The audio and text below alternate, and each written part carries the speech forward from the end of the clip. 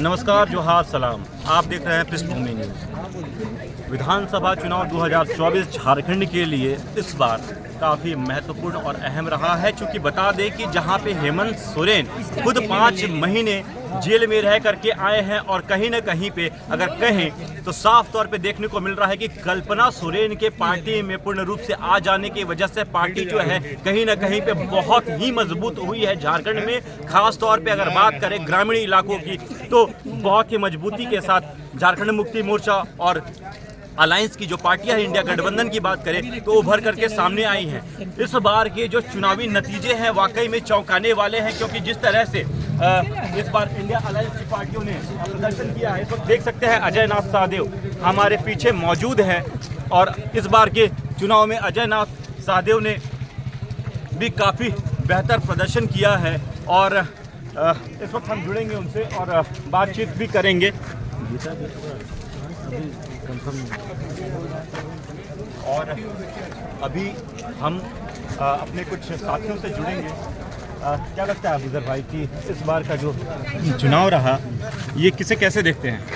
देखिए, इस बार का चुनाव जिस तरह से कहा जा रहा था कि यहाँ पे भारतीय जनता पार्टी की सरकार बनेगी, जिस तरह से लोग कह रहे थे, लेकिन ऐसा नहीं है। यहाँ पे जो है एक तरह से कहा जाए कि पूरा फुल बहुमत में यहाँ पे जेएमएम की सरकार बनते हुए दिख रही है, क्योंकि हर जगह में आप देखिएगा, चाहे वो बेरमो की बात करें तो अनूप सिंह वहाँ से बेरमो से चुनाव तो कांग्रेस का गढ़ कहा जाता है, जीत चुके हैं। इसी तरह से आप देखिए कि डुमरी में वहाँ पे टाइगर जयराम महतो वहाँ से जीते हैं, बेबी देवी को लीड दे दिया। हाँ, वहाँ से जीते हैं। और अभी हटिया की बात करें तो अभी हटिया में अभी असमंजस की स्थिति बनी हुई है। वहाँ पे कांटे की टक्कर चल रही है नवीन जायसवाल और अजय नाथ सहदेव के बीच में। इसी तरह से आपका 3 राउंड बाकी है रांची विधानसभा का। यहाँ पे भी अभी कुछ कहा नहीं जा सकता है। यहाँ पे भी जो है अभी सीपी सिंह बहुत वोट से आगे चल रहे हैं, लेकिन महुआ मांझी को जो है अभी पीछे छोड़ दिया। तस्वीरें तो बदलती नज़र नहीं आ रही हैं। अब तो लगभग रुझान आ चुका है। लोगों ने किस पार्टी को अपना समर्थन दिया है, अपना आशीर्वाद दिया है, वो साफ तौर से नज़र आ रहा है। क्या वजह है कि भारतीय जनता पार्टी 40 स्टार प्रचारकों को लेकर आती है, बावजूद इसके उन सारे के सारे ग्रामीण हो चाहे शहरी वोटरों को साथ पाने में मुश्किल रहती है? देखिए, ऐसा है ना कि अभी जितने लोग हैं, जितनी जनता है, जितने पब्लिक है, सभी समझदार हो गए हैं। यहाँ पे जिस तरह से हिमंता बिस्वा शर्मा असम से यहाँ पे आए और जिस तरह से वो बात कर रहे थे बांग्लादेश से घुसपैठी, तो यहाँ पे जो उनका ये जो मुद्दा था बांग्लादेश से घुसपैठी का, वो यहाँ पे नहीं चला, क्योंकि जनता समझ चुकी है। क्योंकि ये हिंदुस्तान, हमारा जो झारखंड है, यहाँ पे हिंदू मुस्लिम एकता हमेशा से कायम है। गंगा जमुनी जो तहजीब है वो हमेशा से कायम है और यहाँ की जो जनता है वोट से जो है जवाब देती है कि यहाँ पे फिर से हेमंत सरकार उन्होंने यहाँ पे बनाई। देख सकते हैं कि इस बार जो है चुनाव वो काफ़ी हद तक चौंकाने वाले नतीजे लेकर के सामने आ रहा है, क्योंकि बता दें कि अभी भी 2-4 चरण के जो काउंटिंग है वो बची हुई है, अभी भी गणना भीतर चल रही है। हालांकि अब लगता है जिन्होंने बढ़त हासिल कर ली है वो लगातार बढ़त बनाए रखेंगे और जो तस्वीर है झारखंड की वो साफ तौर पे कहीं ना कहीं झारखंड मुक्ति मोर्चा की तरफ जाती हुई नज़र आ रही है। लेकिन फिर भी अभी बताते चले कि कांटे की टक्कर लगातार बनी हुई है। बात करें अगर कई सीटों की तो बनी हुई है और रांची की बात करें अगर तो सीपी सिंह जो है फिलहाल लीड कर रहे हैं महुआ मांझी से। और कहीं ना कहीं पे ये भी देखने को मिल रहा है कि चौंकाने वाले नतीजे इस वक्त सामने आए हैं, क्योंकि जिस तरह से जयराम महतो ने अभी डुमरी से अपनी जीत दर्ज कराई है। महज 102 वोटों से उन्होंने जीत दर्ज की है, जहां पे उन्होंने बेबी देवी को मात दिया है। लग रहा था शुरुआती दौर में ऐसा कि वो शायद इस चुनाव में निकल नहीं पाएंगे, लेकिन जिस तरह से उन्होंने बढ़त हासिल करके महज 102 वोटों से जीत दर्ज कराई है, ये वाकई में चौंकाने वाला है। लेकिन इस वक्त झारखंड का क्या मूड है वो साफ तौर पे इस वक्त नज़र आ रहा है। और बता दें कि कांके से इस बार जो कि कांग्रेस के प्रत्याशी रह चुके हैं सुरेश कुमार बैठा ने इस बार जीत दर्ज कराई है। हालांकि कहा जाता था कि कांके जो है वो भारतीय जनता पार्टी का गढ़ है, किला है, जिसे भेद पाना मुश्किल नहीं है, लेकिन इस बार कांग्रेस ने कांके को भेद पाने में बिल्कुल भेद दिया है बल्कि। और इस बार कांके से भी कांग्रेस ने अपना परचम लहराया है। और इस बार की जो चुनावी स्थिति है, हमारे साथ जुड़ेंगे शाहिद जी, उनसे हम बातचीत करेंगे। इस बार के चुनाव को किस तरह से देखते हैं शाहिद जी आप?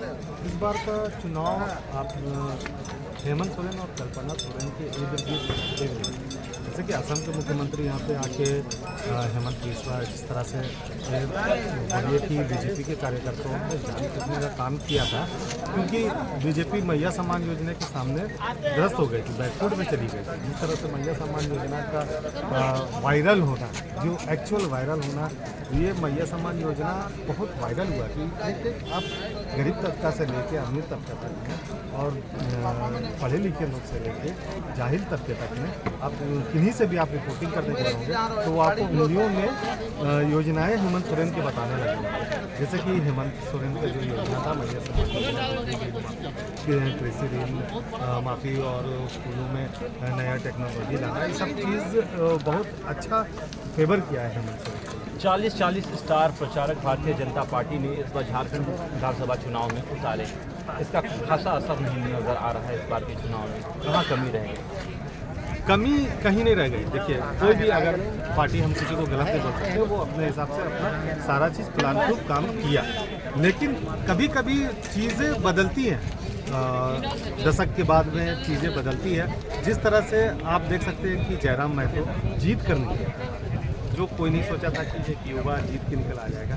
उसी तरह से जो आपका जो क्वेश्चन था ना कि 40 स्टार प्रचारक कर, तो लेकिन इस दशक में और इस विधानसभा के दिन सिर्फ और सिर्फ कल्पना सोरेन ही चल रही है। तो कल्पना सोरेन को लोग पसंद कर, खासकर महिलाएं। और आपने वोटिंग प्रतिशत अगर आपने देखा महिलाओं की पहले से, तो महिलाओं की वोटिंग प्रतिशत बहुत ज़्यादा थी, तो इससे साफ क्लियर हो गया था कि इंडिया गठबंधन जीत की ओर बढ़ रही है। जी बिल्कुल, देख सकते हैं कि महिला वोटर थी, महिलाओं ने खास तौर पे घर से निकलकर वोट किया है, मतदान किया है, अपनी मताधिकार का प्रयोग किया है और कहीं ना कहीं पे एक मजबूत सरकार बनाने की दिशा में अपना बहुमूल्य मतदान दिया भी।